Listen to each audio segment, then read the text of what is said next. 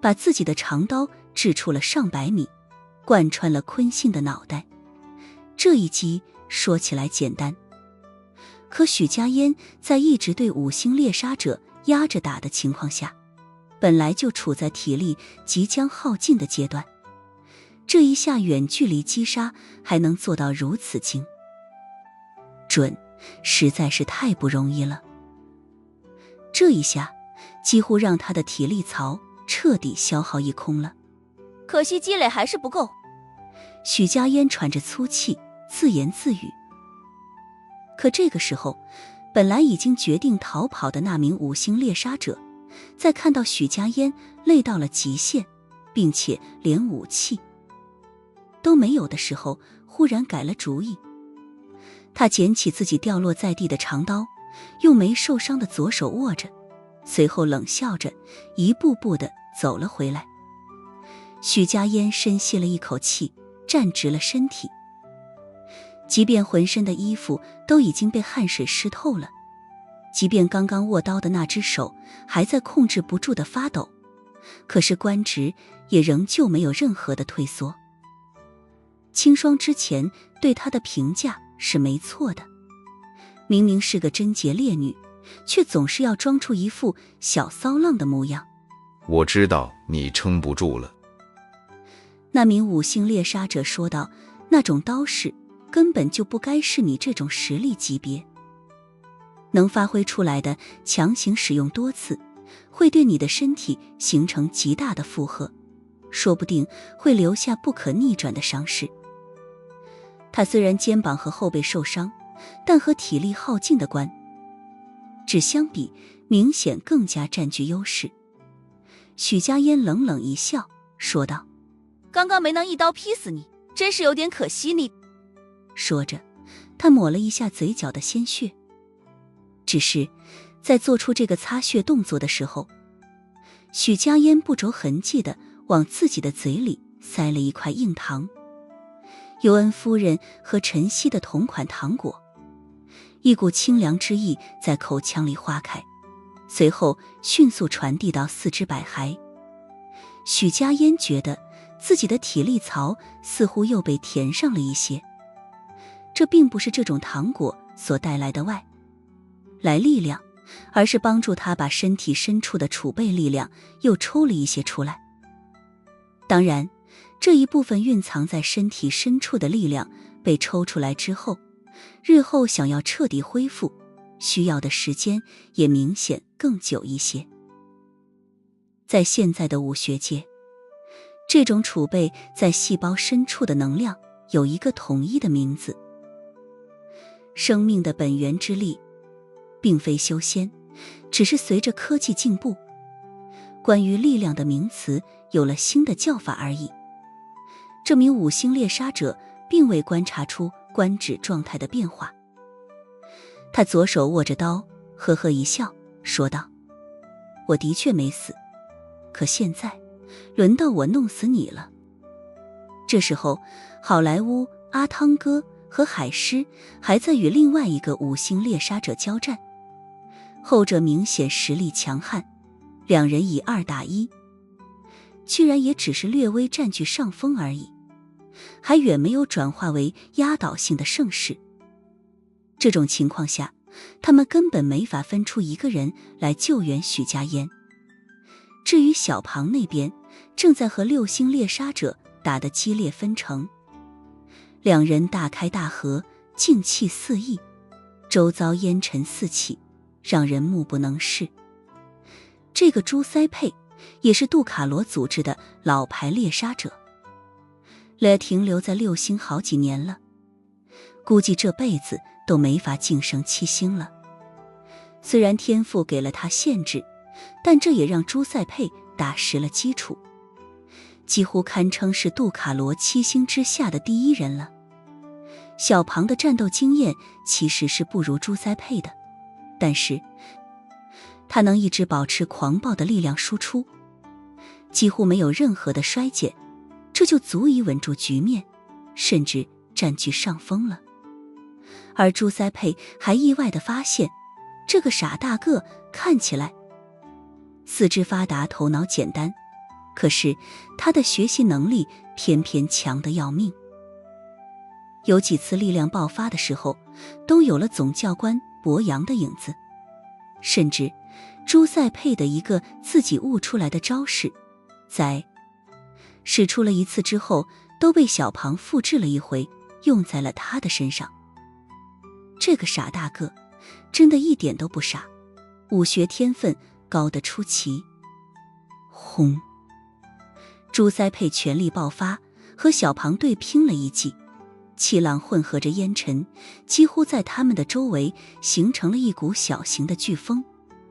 用出了这一招之后，朱塞佩自己噔噔噔后退了10几米，可小庞却只是后退了3步而已。扭头一看战局，朱塞佩吼道：米巴洛，干掉官职，快！他吼完了这一嗓子之后，便感觉到狂暴的气浪已经扑面而来。那个华夏傻大个再度杀来了。朱塞佩反身举刀格挡，可是小庞的那根特制棍子却一反常态的没有和他硬碰硬，反而在空中绕了个弧线，随后陡然2次加速，狠狠抽在了他的肋间。朱塞佩随之控制不住地发出了一声痛吼，他清楚地听到了自己骨头裂开的声音，还不止一根。可是这个6星猎杀者也是个狠人，受了这样的伤之后，根本没有任何后退，手中的长刀反而狠狠斩向小庞的侧肋。可是他的刀还没来得及到达小庞的身上呢，身体便又是狠狠一颤。因为小庞和他一样，同样没有选择防守，而是继续进攻。那一根加粗加长的甩棍以不可思议的速度抬起来，然后再度落在了朱塞佩受伤了的肋部。砰！这一棍子又快又狠，刚刚断开的2根肋骨瞬间又断成了数截，那一片衣物都变成了齑粉，皮肉直接被这一棍子打崩，鲜血当场从棍子和肌肤的接触点炸开。而这时候，朱塞佩的长刀已经到达了小庞的身前，可是由于肋间的剧痛，刀锋却无论如何都落不下去了。这家伙的战斗经验很丰富，立刻选择了忍痛飞退。他必须要打断小庞持续进攻的节奏，自己已经接连受了伤，对方又是个似乎不知道累的体力怪，要是再不退开，自己就要被这个傻大个一波流给带走了。事实上，小庞的体力当然不是没有尽头，之前对战博洋的时候，他也是一次次被打飞，累得不行。而在对战那个黑渊神殿的第7禁卫贝里斯之后，他更是累得倒头就睡。可眼前的朱塞佩还没有资格看到小庞体力槽的底，看到朱塞佩后撤，小庞直接追了上去。轰轰轰，他的每一步都在引发着地面的震颤。就在这个时候，一道惨叫声传进了所有人的耳朵里，那是一道男人的声音。而杜卡罗的猎杀者们虽然没有来得及回头看，但是却都听出来，这一道惨叫声正是和许家烟交战的5星猎杀者米巴洛。此时许家烟倒在地上，而米巴洛则是好端端地站着，只是一道足有20公分长的刀口从他的左髋划到了右髋，整个腹腔直接被横着全部剖开了。这一刀下去，肠子都被割断了，鲜血疯狂喷洒，这米巴洛面前的地面立刻被染红了一大片。这个5星猎杀者的双眼圆睁，眼睛里满是痛苦和难以置信。就在刚才，他明明举刀要杀了官职，可是自己的长刀在即将砍断他的脖颈之时，这个女人却陡然从身前消失了。确切地说，许家烟不是瞬移一般的消失，是以超出她寻常的速度，把柔软的身体扭曲成了一个不可思议的角度，身形几乎贴到了地上，显之又显地避开了这一刀，躲避反攻，一气呵成。下一秒，这个米巴洛便感觉到一股冰凉之意钻进了自己的腹腔。你到底是怎么做到的？米巴洛用手去捂住自己的腹部伤口，却无论如何都捂不住，甚至一小截断开的肠子已经随着鲜血的不断流出，而从伤口之中探出了头。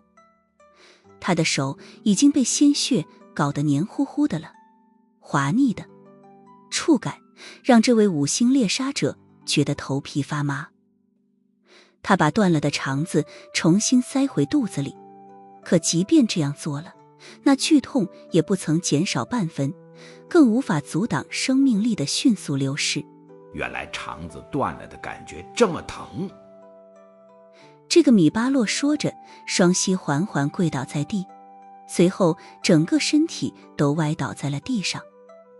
许家烟撑起了身体，大口地喘着粗气，被汗水打湿的头发粘在侧脸上，无比动人。你这也太厉害了，都不给我留一个英雄救美的机会。一道熟悉的声音在他的身后响起来。许家烟一听这声音，那充满了疲惫的眼光里瞬间绽放出了熠熠神采。他似乎被由外而内的注入了力量，那满是汗水的肌肤都好像因此而开始发着光。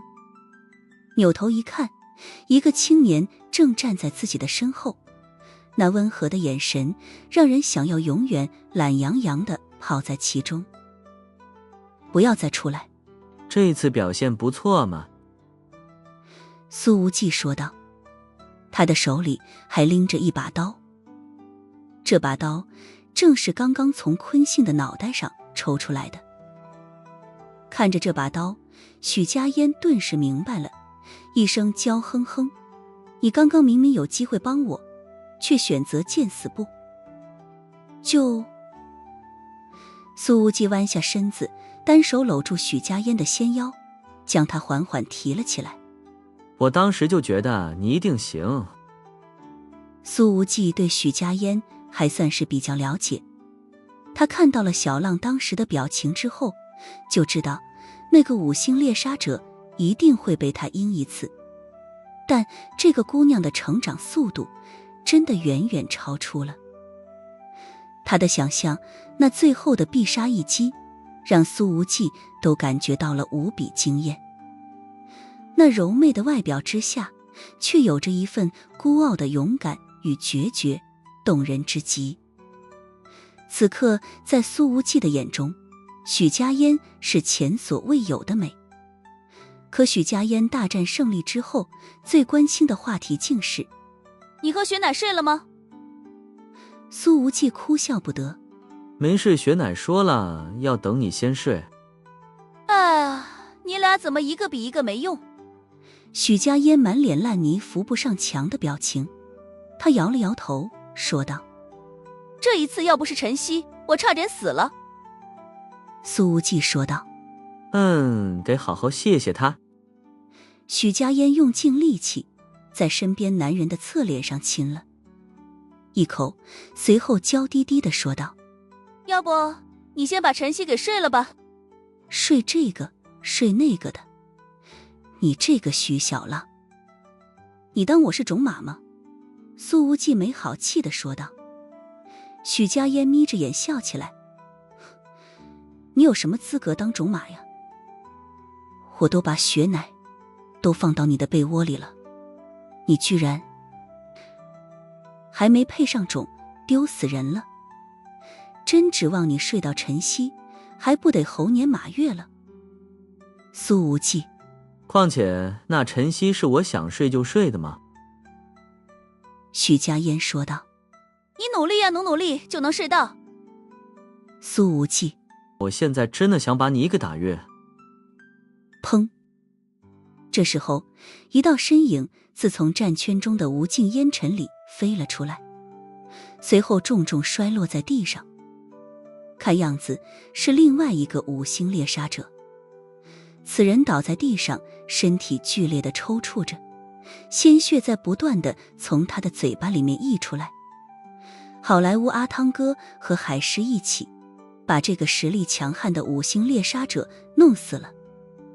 此时小庞那边的战斗还未结束，苏无忌喊了一嗓子：小庞你真是够没用的啊，一个6星猎杀者也够你打那么久的。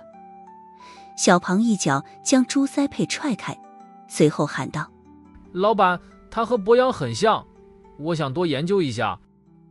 苏无忌喊道：国阳都已经成死鬼了，再研究也没个屁用了。给你1分钟，要是放不到对方，我扣你工资。噗！听了苏无忌和小庞的对话，这个6星猎杀者急怒攻心，忍不住地吐了一大口鲜血。下一秒，小庞的棍子便狠狠砸在了朱塞佩的肩膀上。朱塞佩控制不住地发出了一声痛吼。他的身上受伤好几处，已经心生退意了。朱塞佩正准备掉头后撤，一道带着苍老之意的声音却响了起来：我离开的这些年，杜卡罗已经没落到了这种程度了吗？这一道声音并非是在通讯器中响起来的，而是现场。众人抬眼一看，一道身形已经出现在了数百米开外。没有人知道他是什么时候来的，仿佛突兀地出现在了这里。他虽然几乎站在了道路的尽头，与众人相隔甚远，可是在场的所有人都清楚地听到了他的声音。所有人都觉得这站在远处的身形竟是给他们带来了一种无比高大的感觉，似乎高山仰止。他站在那儿，即便什么动作都没做，却仿若有一座山平地而起，山的高度在随着他的气势升腾，好像还在缓缓拔高。此人穿着一身黑色衣服，身材高大，似乎年轻时候也是走的狂暴力量路线。苏无忌眯起了眼睛，许家烟也不再靠在身边男人的怀里了。他说道：你快走，不要让我成为你的累赘。瞅个屁，我还能抛下你？苏无忌死死盯着这个站在道路尽头的男人，没好气地说道：阿曼德先生，金可野先生。朱塞佩确认了一下，随后忍不住地喊了出来。他的声音里透着极为明显的激动之意。苏无忌总算是知道那个博洋的老师叫什么名字了。阿曼德。他眯了眯眼睛。这时候唯一没停下来的只有小庞。随着一道巨大的闷响声，朱塞佩的身形犹如断了线的风筝一样翻滚着飞了出去。小庞一记甩棍狠狠砸在了这个6星猎杀者的后背上。刚才朱塞佩光顾着激动了，甚至忘了身边还有一个超级猛人。这一下他的背骨被生生砸断了一大半，人还在空中飞着呢，鲜血便已经一路狂喷。而那位阿曼德先生还站在上百米开外，根本来不及救援。不，确切地说，他根本就没有一丁点出手救援的意思。就在朱塞佩还未落地的时候，一道紫色光芒骤然间在他的眼前亮了起来。这仿若是一道霹雳，瞬间由远及近。当朱塞佩的眼睛被紫色光芒照亮的下一秒，他的身体便是陡然一僵，因为那一道紫色闪电已经将他的胸膛前后贯穿了。这位6星猎杀者的身体重重摔在了地上，激起了一片烟尘。噗！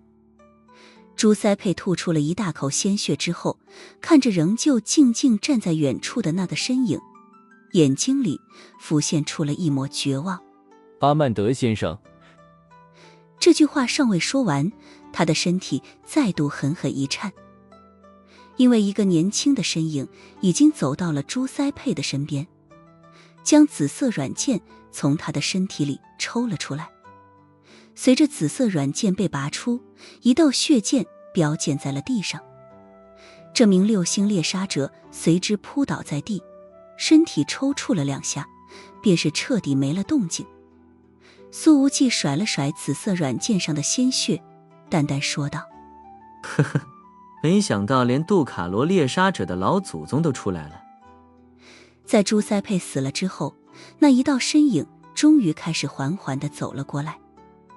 这脚步并不重，而且相距那么远，可是这偏偏让众人感觉到，这阿曼德的每一步似乎都是踩在他们的心上。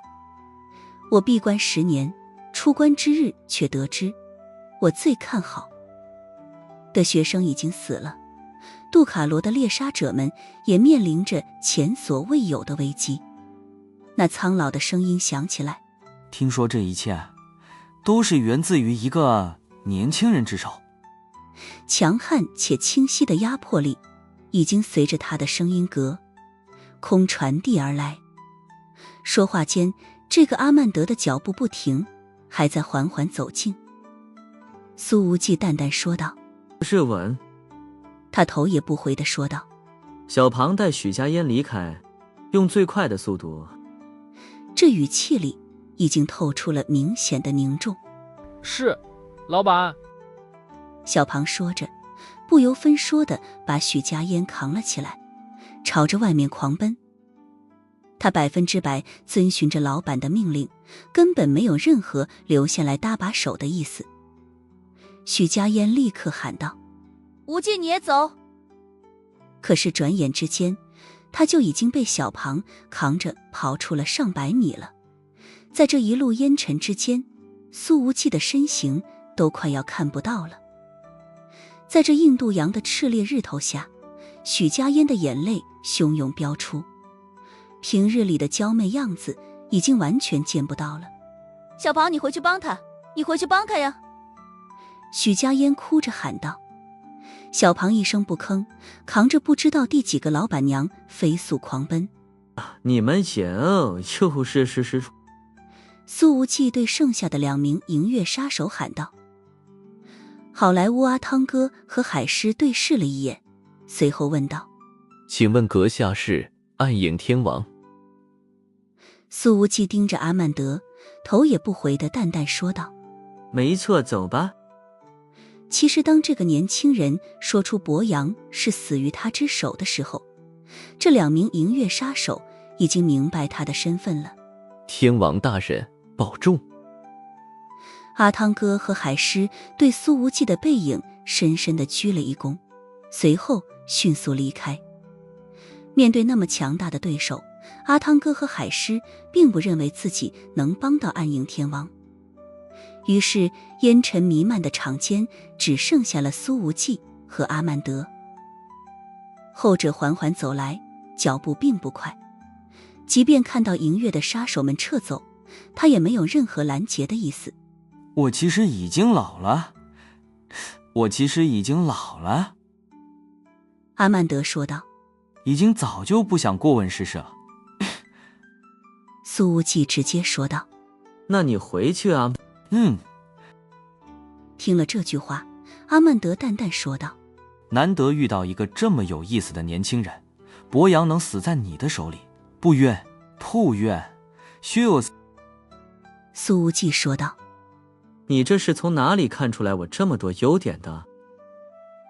阿曼德说道。你说话很有意思，我活了这么久，最大的经验便是，只有有意思的人才能改变世界。苏无忌还是第一次听说这个理论，但细细一想，似乎有那么一点点道理。他随后说道：博洋呢？阿曼德说道：刻苦而无惧。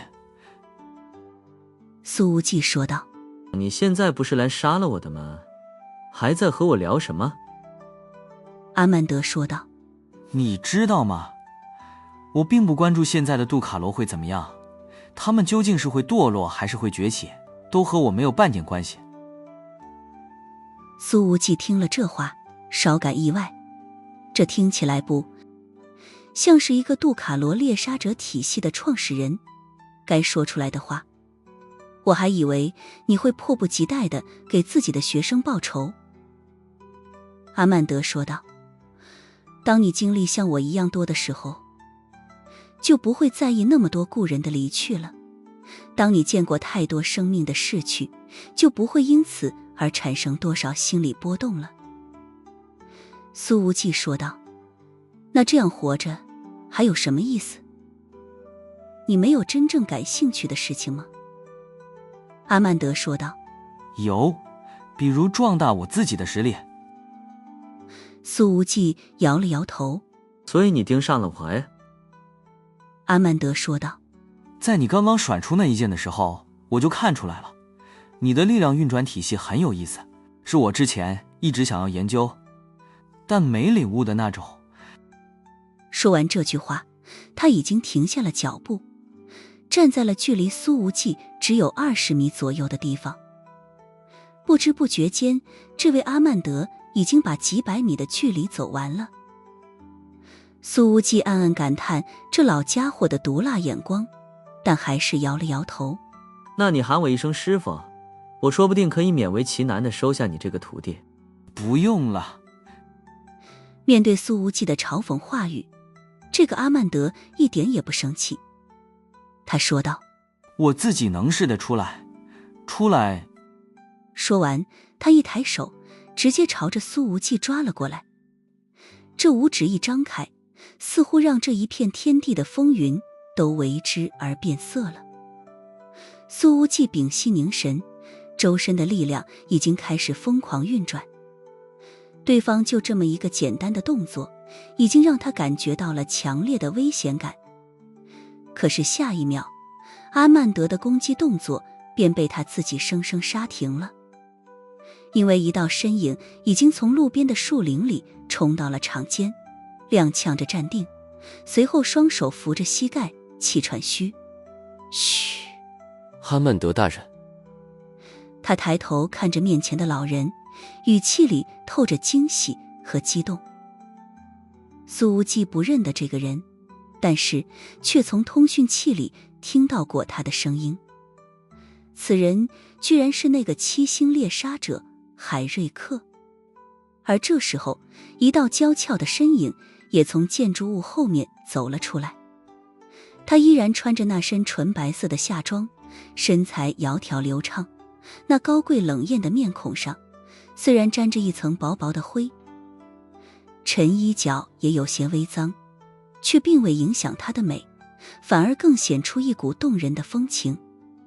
艾斯戴尔·尤恩夫人。阿曼德，你也来了。他轻声说道。阿曼德确实已经很苍老了，那脸上的皱纹如刀砍斧削，深的似乎能夹死苍蝇，看起来起码已经70多岁了。他穿着的并非黑暗世界高手们喜欢的黑袍，而是一件看起来有些年头的黑色老款宽松西装，甚至袖口都已经有了明显的线头了。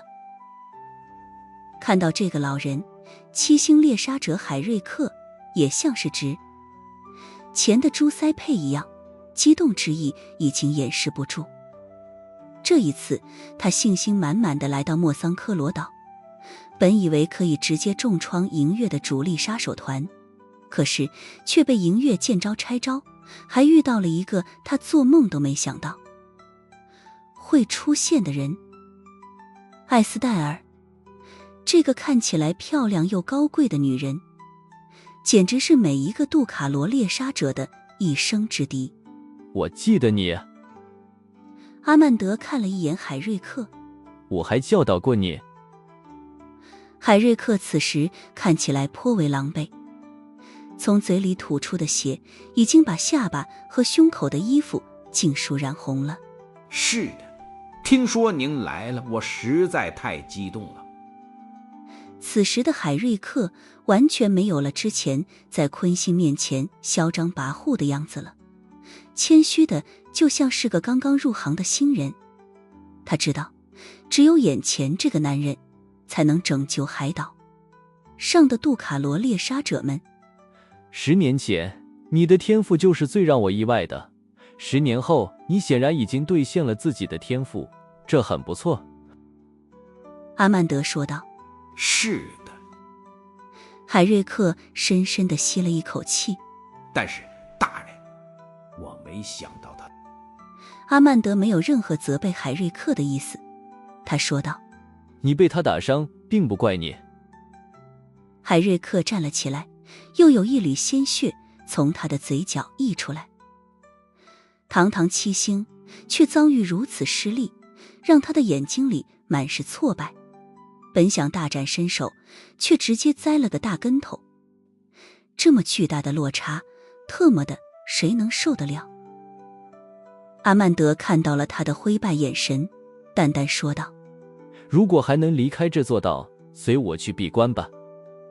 海瑞克立刻深深躬身，毕恭毕敬地答道：是，全听大人安排。此时苏无忌看着那名七星猎杀者受伤不轻的样子，又看了看白衣飘飘的尤恩夫人，说道：大儿姐姐，你来的有点早，都没给我发挥的机会。尤恩夫人轻轻一笑：我是追海瑞克来到这里，并不是特意来救你。苏无忌，你就不能撒个谎让我稍微开心开心？据说杜卡罗的七星猎杀者堪比神人。苏无忌觉得博洋的战斗力其实要比上次在德弗兰西岛遇到的2大神人帮手明显弱上一些，但和那个靠着嗑药提升的贾鹤流前任门主差不多。在他看来，这位杜卡罗的总教官只是擅长力量爆发，虽然在力量上的天赋还算比较强，但并没有什么特别出色的战斗技巧，否则的话，以小庞的领悟力不至于从他身上学到那么多东西。但苏无忌没见过这名七星猎杀者出手，一时间判断不准对方的真正实力和博洋比起来到底如何。此时阿曼德盯着尤恩夫人说道：记得上次见面的时候，你才刚刚就任杀手教官。杀手教官。听了这句话，苏无忌愣了愣。不得不说，这句话真的给他带来了不小的冲击力和震撼感。苏无忌是真的没想到，月神夫人竟然还有这么一重身份。这一次的游轮之行真是谍影重重，几乎每个人都不止一个真实身份。本来月神夫人这就已经足够炸裂的了，可是银月的杀手教官在某个领域所代表的意义远胜于月神夫人。也就是说，无论是许家烟还是林月心，亦或是那个晨曦，都曾被艾斯戴尔教导过。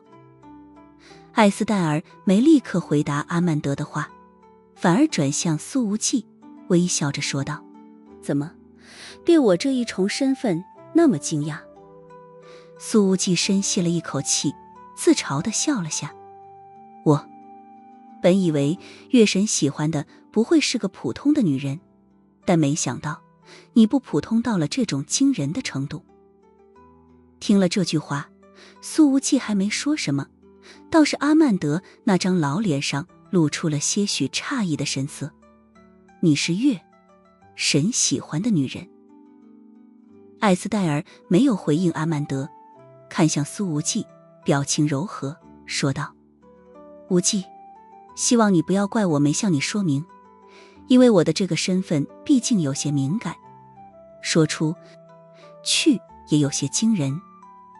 苏无忌连连摆手说道：我不觉得惊人，这很好，真的很好。艾斯戴尔歪头看了看他，似乎有些意外于这个答案。毕竟这杀手教官在外界看来几乎等同于银月的杀手头子了，人人谈之而色变。只是此刻他歪头的动作，竟是透出了一股颇为可爱的感觉来。在我看来，银月都是好人，和杜卡罗完全不一样。苏无忌说道。但我很喜欢银月的人。稍稍停顿了一下，他又强调了一句：怎么一个……不管是许家烟还是凌月星都挺好的。这次遇到的晨曦留给他的印象也相当不错。艾斯戴尔说道。用华夏语来说，我们是同道中人。苏无忌深以为然，赞同地说道。对，同道同道。阿曼德看着艾斯戴尔，这还是我第一次见到你的真容。10年不见，你还是那么年轻美丽。艾斯戴尔说道。我10年之前更年轻更美丽。阿曼德说道。你的实力确实比10年前要明显强出很多了，你的成长速度超过我在黑暗世界所见过的任何一人。银月那个把你选做教官的家伙实在是慧眼如炬。艾斯戴尔看着他头上的白发说道。既然老了，又何必非要出来？阿曼德抬手指了指苏无忌说道。如果我不出来，怎么能遇到这么有意思的年轻人？杜卡罗的县总裁告诉我，如果我来了，一定能够找到更进一步的希望。现在看来，他并没有骗我。苏无忌呵呵一笑，一群老不死的，合着把希望都放在我身上了。他之前就觉得自己学到的功法不一般，但没想到竟是不一般到了这种程度，以至于阿曼德这种老家伙见了一眼都要直接开枪。艾斯戴尔往苏无忌的身前站了一步，说道。他是银月的朋友，我不会让你动他的。苏无忌看着这个挡住自己的美好背影说道。盖尔姐姐，你这样让我有点感动吗？貌似经过了莫桑科罗岛之行后，自己和银月之间的渊源是越来越深了。海瑞克却盯着苏无忌，冷笑着说道。小子，你死定了。苏无忌说道。博阳就是死在我手上，我可不介意让杜卡罗再损失一个7星。苏无忌可不担心和这个海瑞克硬碰硬，对方都已经被艾斯戴尔打出明显的内伤了，自己要是连这都拿不下，那就没脸再在黑暗世界混下去了。而阿曼德却看着艾斯戴尔说道。你的进展速度很快，但这10年我也没有停下。说着，他往前踏了一步。这一步踏出，地面震动，无数烟尘升腾而起，仿若风云突变。苏无忌眯起了眼睛，他很确定阿曼德的这个动作所产生的威势绝对是博阳的2倍以上。然而艾斯戴尔却是一挥手，唰，随着那牵手轻挥，仿若一阵清风徐来，被阿曼德那一脚所激起来的烟尘瞬间四散。那些灰尘似乎都很懂事，甚至没有多少落到艾斯戴尔的白色夏装之上的。那暴露在外的小臂和小腿依旧无比的光滑细腻。阿曼德居然没有再继续出手，而是说道。海瑞克，去拿下那个年轻人。海瑞克听了，身形一晃，宛若瞬移，兜了一个弧线，骤然出现在了苏无忌的身后。他的战斗意识也是极强，早就准备动手了。哪怕在之前与艾斯戴尔对战的过程中受了不轻的内伤，但战斗力仍旧无比凶悍。毕竟自己的侄子死在了苏无忌的手上，此刻的海瑞克恨不得扒了这个年轻人的皮。面对如此攻击，苏无忌甚至都没转身，紫色剑芒直接冲着身后抽出。这种级别的战斗容不得他一丝一毫的大意。苏无忌的这一剑极为狡诈阴险，看似鞭子向身后抽出，但在弧度最低的时候，整个剑身却陡然间绷直，直接刺向海瑞克的腹部。这七星猎杀者海瑞克也没料到苏无忌这一剑竟是如此阴险。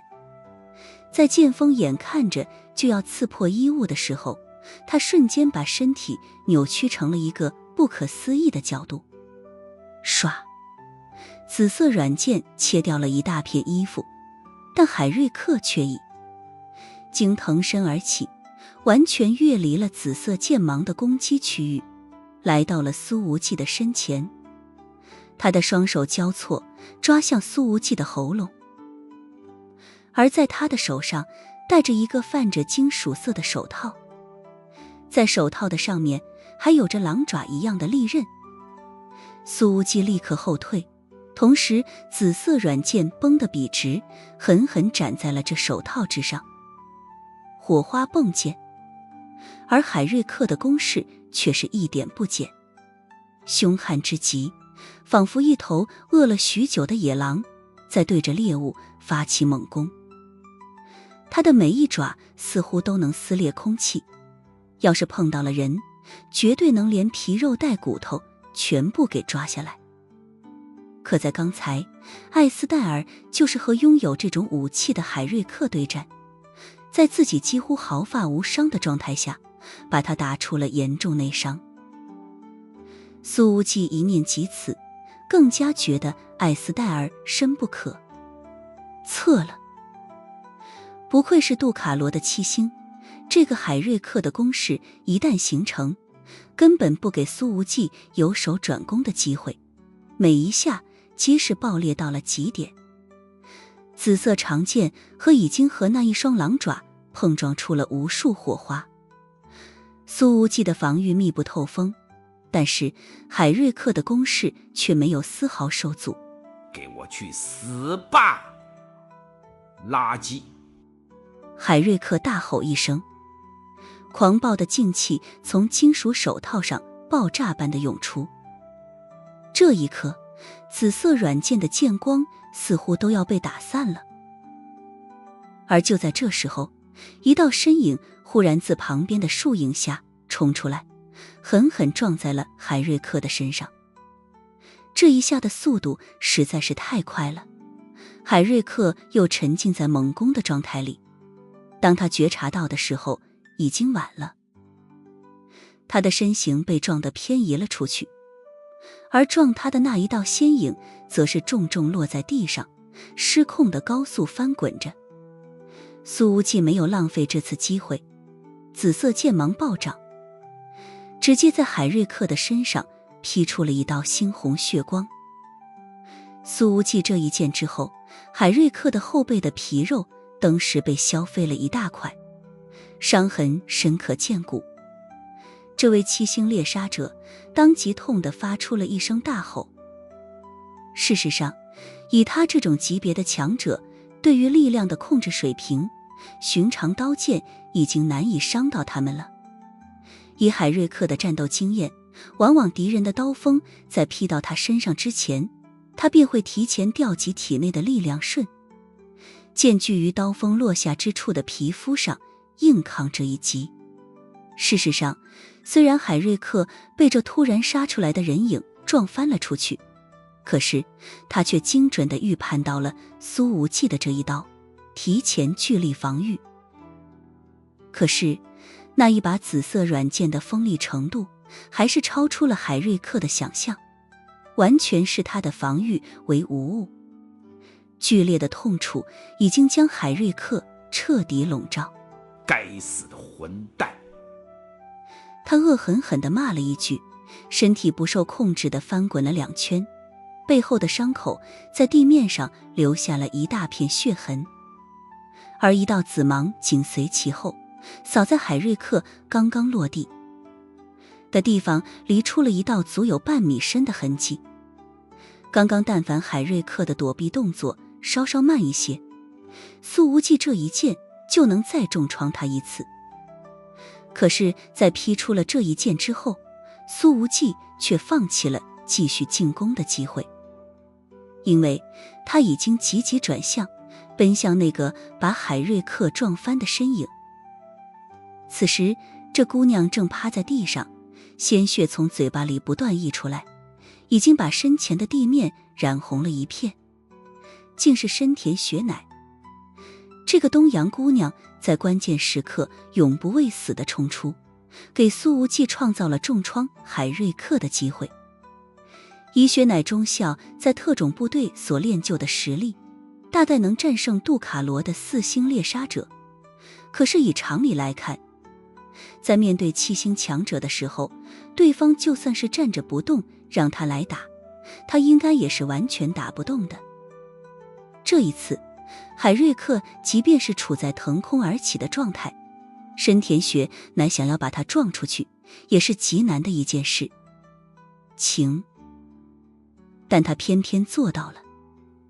此刻深田雪乃那雪白的容颜多了几分明，显得苍白，平日里那似是充满了碎冰般的眸子里也带上了一层痛苦之色。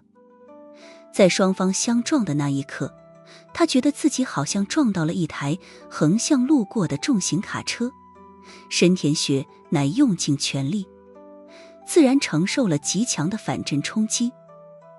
在撞击的那一刻，他清楚地听到了自己肩膀的骨头发出了断裂的声音，无法用语言来形容的痛苦正在深田雪乃的身体深处蔓延着，整个胸腔内部都是火辣辣的，显然脏腑都因这一撞而受了极重的内伤。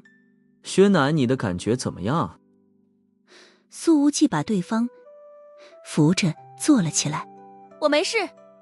深田雪乃说着，咳嗽了一声，又呛出了一口鲜血。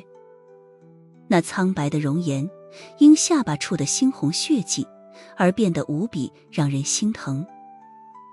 海瑞克站起了身，他在地上滚了2圈，一身血迹，衣服上又沾了无数灰尘，看起来着实狼狈，完全没有之前在坤信面前的那种高手风范。他已经死定了。海瑞克看了正在吐血的深田雪乃一眼，冷冷地说道：以他的实力，不可能承受得住我随手施加给他的力量。苏无忌看着这个残血状态的7星猎杀者，眼睛里流淌着无穷的杀意。不，今天真正要死的人是你。深田雪乃单手撑着身子站起来说道：无忌不用管我。他的一条胳膊已经垂下去了，肩膀的骨头被撞裂，显然没有了再战之力。苏无忌说道：雪乃，你已经帮了我很多，立刻离开这儿。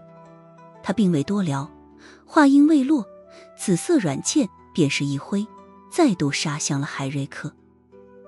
这一次紫色剑芒的速度更胜之前，无数凌厉的劲气裹挟着剑芒，竟是生出了一股浩浩荡荡的味道来。苏无忌必须主动出击，因为他真的很担心海瑞克会拿受伤的深田雪乃来做文章。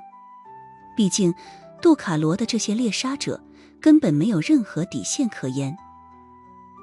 看着苏无忌的剑光，海瑞克的眼睛里终于浮现出了正中之意，他的双爪一挥，骤然杀进了那剑光之中。可这一次苏无忌的剑势似乎比之前更加灿烂，让残血的海瑞克已经明显有些吃力。他本来极其擅长近战，但是在这个年轻男人的身上却根本占不到任何的便宜。在海瑞克的眼里，这个华夏青年的瞬间爆发力极强，力量输出绵延不绝，体力槽深不见底，就像是身体内部储存了无穷的本源之力。阿曼德看着此景，摇了摇头，说道：瘦了。伤的七星也是七星，在他这样的年纪就敢直接冲击七星猎杀者。现在黑暗世界的年轻人都已经变得这么勇敢了吗？艾斯戴尔说道。不止黑暗世界，事实上整个世界的年轻人都很勇敢。阿曼德定睛看了他一眼。而这一份勇气恰恰是我所欠缺的，看来我这次出来的决定做得很正确。能经历当年黑暗世界守护战争，我想勇气本该是你最不缺的东西。艾斯戴尔说道。他一边和阿曼德说着话，一边分神关注着苏无忌与海瑞克的战斗。而阿曼达似乎并没有要继续动手的意思，两人好像都在等待着苏无忌和海瑞克的战斗结束。我不仅经历过黑暗世界的守护之战，还眼睁睁地看到地狱被屠戮。阿曼德身上的气势虽然还维持在高点，似乎随时可以动手，可是他的眼睛里却浮现出了一抹回忆之色，接着说道：艾斯戴尔，那时候的你或许才刚刚出生，等你见过那么多的死人，看到过真正的18层地狱，就不会说出这样的话来了。说到这儿，他稍稍停顿了一下，补充了一句：我因此而恐惧了将近30年。艾斯戴尔摇了摇头，绝美的容颜上毫无表情。阿曼德，你应该战胜恐惧，而不是被恐惧支配，最终沦为禽兽的合作伙伴，以至于白活了这么多年。白活了这么多年，这就是你对我的评价吗？阿曼德又摇了摇头，说道：我建立了猎杀者体系，培养出来了那么多优秀的手下，给杜卡罗组织崛起成为一流势力打下了基础，这叫白活。抛开你站错了队，走错了路不谈。艾斯戴尔的声音淡淡，如果我在70、80岁的时候还这么在意别人的评价，那么就已经是白活一场了。阿曼德听了这句话，若有所思，脸上的皱纹仿佛变得更加深了一些。艾斯戴尔看着苏无忌与海瑞克的交战，淡淡话语中的每一个字都如同刀子一样。你说你培养出来了一群优秀的手下，空有实力没有人品，这也叫优秀吗？顿了顿，他的语气变得强硬了许多，这叫垃圾。阿曼德看着战斗的场景说道：笑到最后的人才叫胜利者，至于用什么样的手段获取的胜利不重要。海瑞克就是被戴尔教官骂作垃圾的人，因为漂亮的杀手教官已经提前看穿这个7星猎杀者接下来要做什么了。海瑞克之前已经被艾斯戴尔打出了内伤，战斗力大概只剩6成左右，此时挨了一剑，又遭到苏无忌的狂猛攻击，渐渐觉得体力不支了。毕竟在被钻石矿山地下那个黑衣人打通了力量壁障之后，苏无忌的实力又经过了天东主教和第7禁卫的检验，此刻所表现出来的战斗力已经远超对战博洋的时期了。海瑞克即便在全胜的状态下拿下苏无忌都不是一件容易的事情，更别提现在的残血了。在几乎被苏无忌的剑光压迫得喘不过气之时，海瑞克骤然前扑，一拳轰在了紫色软剑之上。这一刻，金属手套和剑身碰撞出了耀眼的火光，紫光爆散。苏无忌正想再度发起攻势的时候，海瑞克的身形忽然一转，脱离出了苏无忌的剑光范围，直接朝着深田雪乃冲去了。也正是因为这个行为，艾斯戴尔才提前给出了一句垃圾的评价。但是艾斯戴尔也仅仅是给了一句评价，并没有直接冲过去帮忙，也不知道究竟是对那东阳姑娘的生死袖手旁观，还是认定对方绝对死不了。此时的深田雪乃已经拖着受伤的身体，用尽全力跑出了200多米。但这样的距离对于全力爆发七星猎杀者来说，几个起落便已经杀到。混账东西！苏无忌怒骂了一句，在后面飞身追砍。但海瑞克这种级别的强者往往都有一些压箱底的手段，就在紫色剑光即将落到他的后背上之时，这个七星猎杀者的速度忽然暴涨一截，瞬间拉开了与苏无忌之间的距离，直接冲到了深田雪乃的身后。这家伙确实狡诈，之前在速度上居然还在藏拙。他的那只戴着金属狼爪手套的手，眼看着就要扣住深田雪乃的肩膀了。一旦雪乃被他抓住，必然会被当场撕下来一条手臂。然而这个时候，深田雪乃的身体似乎受到了一股巨大的拉扯之力，直接腾身而起，向着前方飞了出去。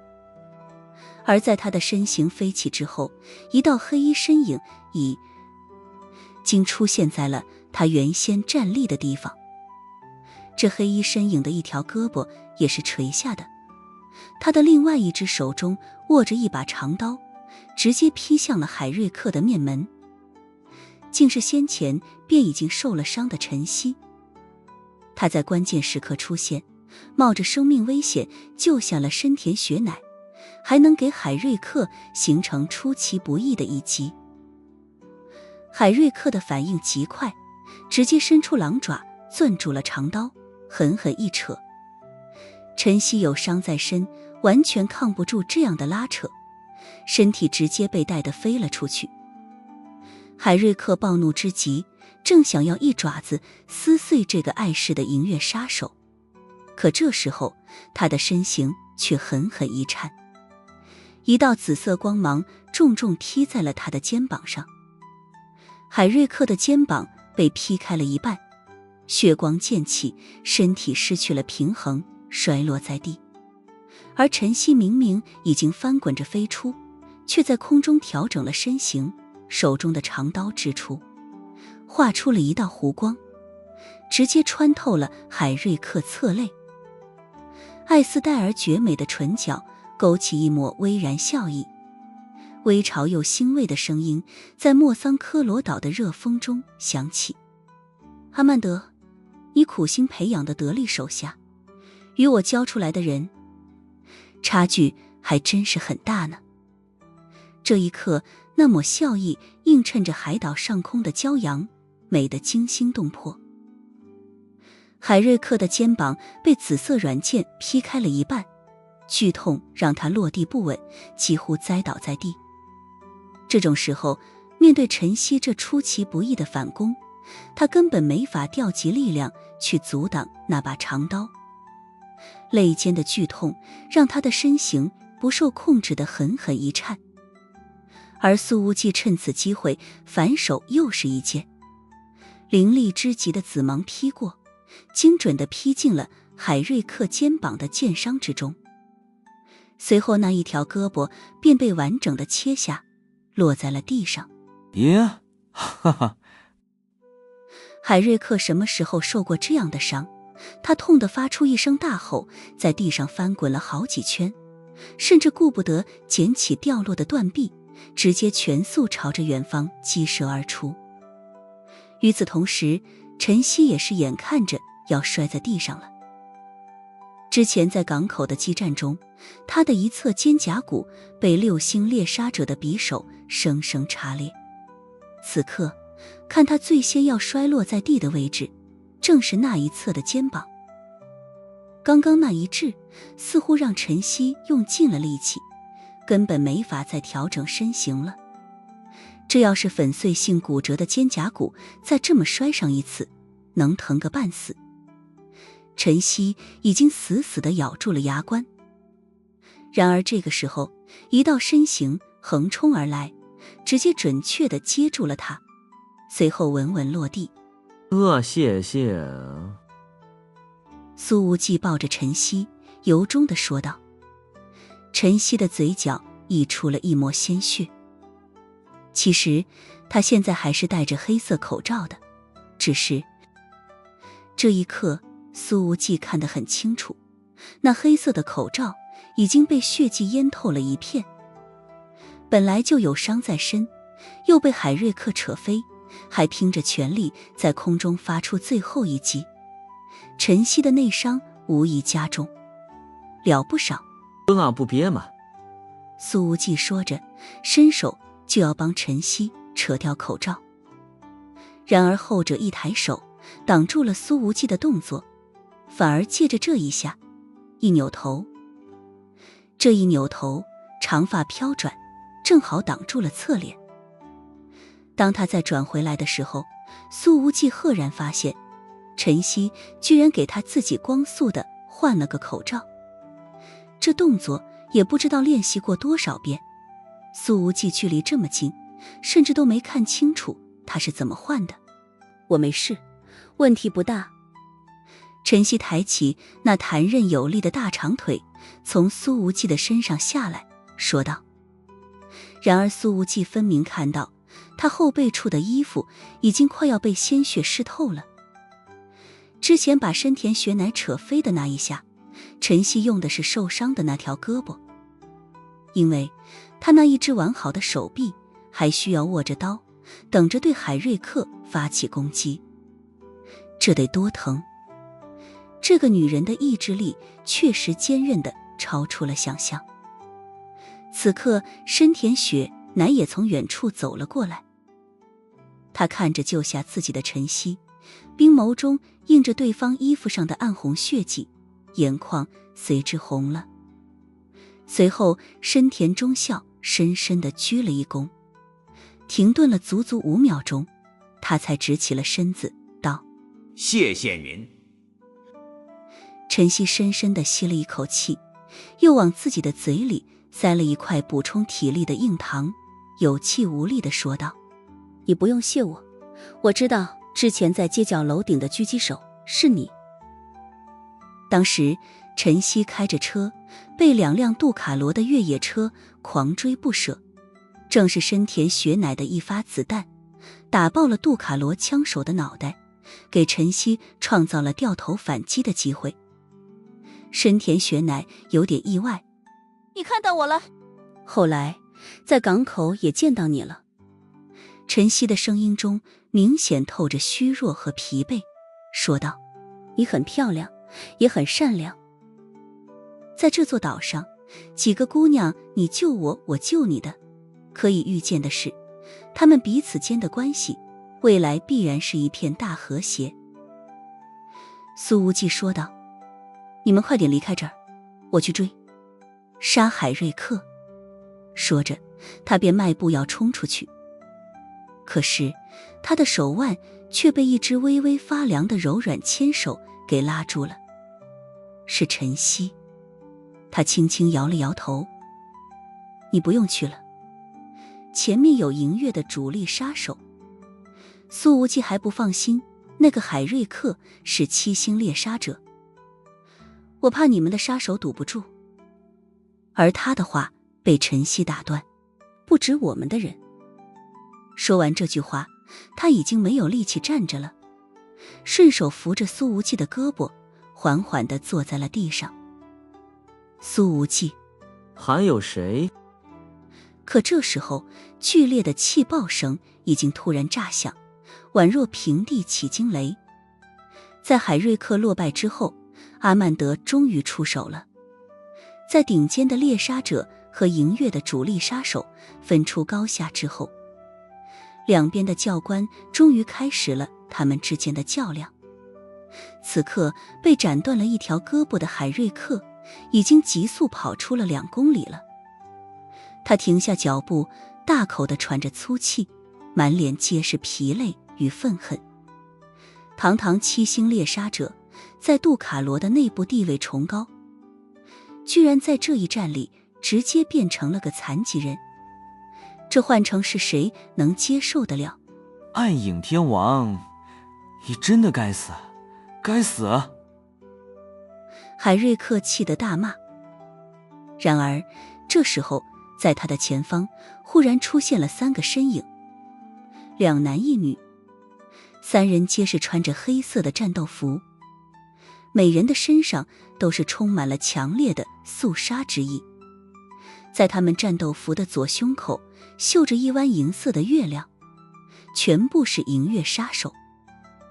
他们的身上并没有任何的灰尘，显然还没有经历过战斗，全都保持在全盛状态。显然这是银月的生力军，哪怕之前在这座岛上跟杜卡罗全面开战，哪怕银月的人数始终处于劣势，这3人也始终没有加入战斗。混账银月，你们还敢来阻拦我？海瑞克往前走了2步，眼神阴狠，但脚步却明显有些踉跄。他似乎还不习惯少一条胳膊走路的感觉，身子都不容易保持平衡了。